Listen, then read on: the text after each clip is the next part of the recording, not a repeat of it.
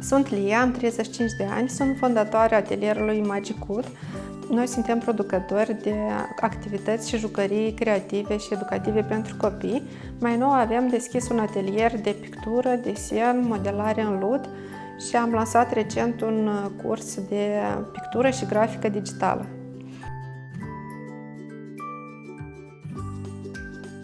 În cadrul atelierilor noastre ne-am dorit mult să lansăm pictură și grafică digitală, astfel a fost posibil să achiziționăm tablete cu ajutorul unui grant oferit de Uniunea Europeană.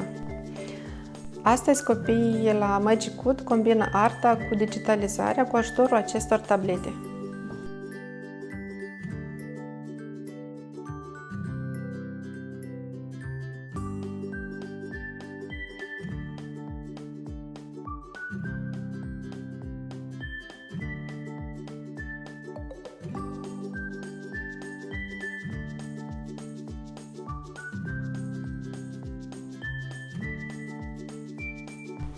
Și lumina, numai decât pe năsuc.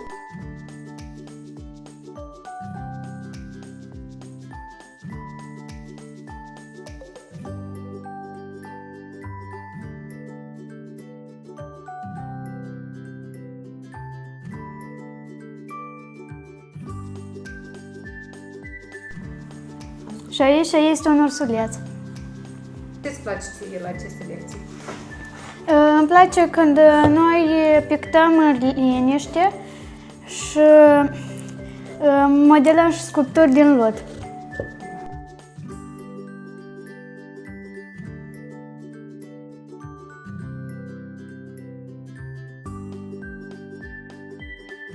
Pe viitor ne dorim să creăm un program care pregătește tinerii pentru viitoare meserii, design, animații. Cu ajutorul proiectului Convertește ideea ta în business, ceea ce a fost un vis s-a transformat într-o afacere reală.